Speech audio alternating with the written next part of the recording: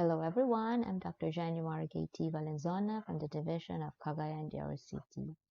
The topic for this session is about andragogy. So at the end of the session, all ALS implementers are expected to describe andragogy and its principles, recognize the role of facilitators in andragogy, and reflect on the ways to improve andragogical practices in ALS.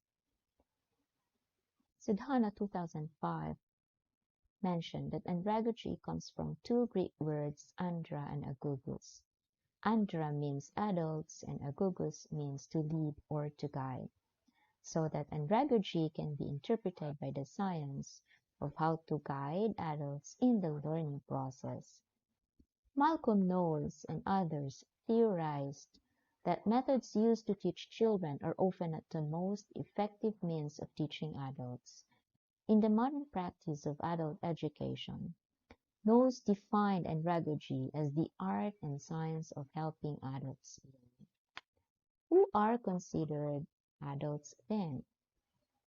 Smith 1999 states that in addition to age, an adult may see him or herself as an adult because of biological or legal state, post-puberty or over 18 years old, psychological state, self-concept of adults, or forms of behavior or social roles, such as being a full-time employee or parent.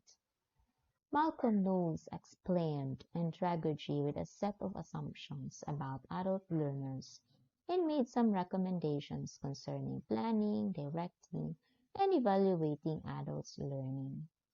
His assumptions are that as a person matures from a child to adult, their self-concept also matures.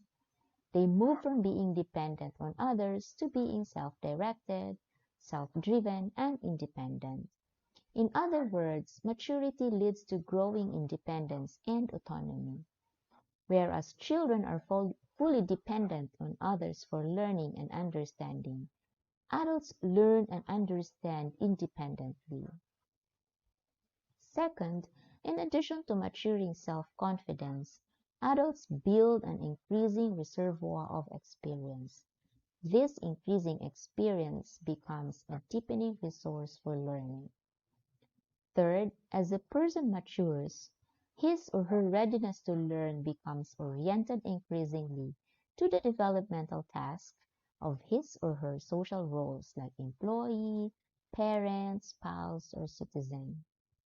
Fourth, as a person matures, their application of learning becomes immediate and more problem-centered.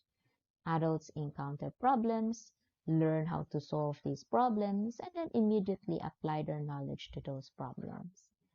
Fifth, adults are motivated to learn internally. They want to grow in self-development.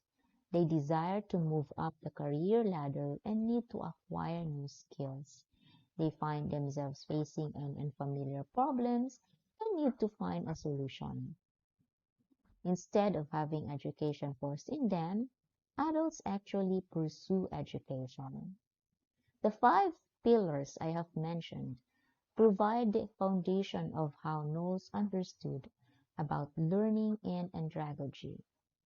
Knowles believed that all adult learning must take five pillars into account and shape the teaching and curriculum accordingly. Andragogy asserts that adults learn best when they feel the need to learn, they have some input as to what, why, and how they learn. The learning content and processes have meaningful relationships to the learner's past experience. Their experience is used as a learning resource. What is to be learned relates to the individual's current life situation. They have as much autonomy as possible. Their learning climate minimizes anxiety and encourages freedom to experiment.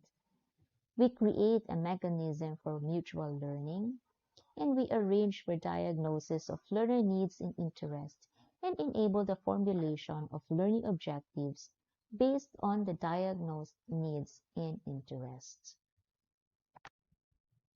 Knowles suggested then four principles applied to adult learning. First, adults need to be involved in the learning, planning, and evaluation of their instruction. Experience, including mistakes, provides the basis for the learning activities. Third, adults are most interested in learning subjects that have immediate relevance and impact to their job or personal life. And fourth, adult learning is problem-centered rather than content-oriented. Having known the assumptions and principles applied to adult learning, even who considered as adults, what then are the roles of the teachers in andragogy? Teachers are the persons who have multiple roles to perform in the case of andragogy. They are not just considered as instructors or trainers who provide knowledge to the individuals, but they are also regarded as facilitators who assist the individuals in understanding the knowledge, improving their skills, and utilizing the skills in an appropriate manner towards all the activities of life. In some instances, teachers and adults belong to the same age group and even establish a bond of friendship with each other. They are considered well-wishers, guides, mentors, and friends, with whom information is discussed regarding coursework, but also in some cases personal problems are shared. So in andragogy, the primary role of the teacher is to assist the students to become self-directed.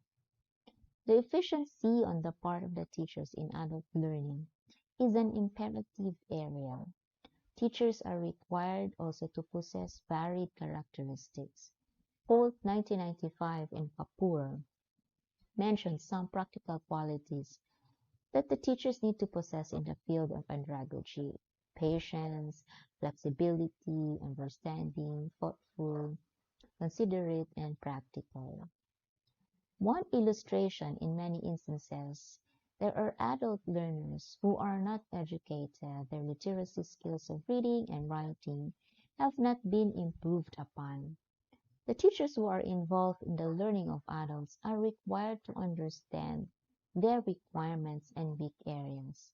Strict attitude should be avoided on the part of the teachers so that adults take pleasure in learning and going to schools or learning centers. It is vital on the part of the teacher to make them understand the concept. In fact, Lomandi, 1987, said that the most important thing in adult education is what learners learn, not what teachers teach. To everyone, thank you very much, and we shall have in-depth discussion in the live session.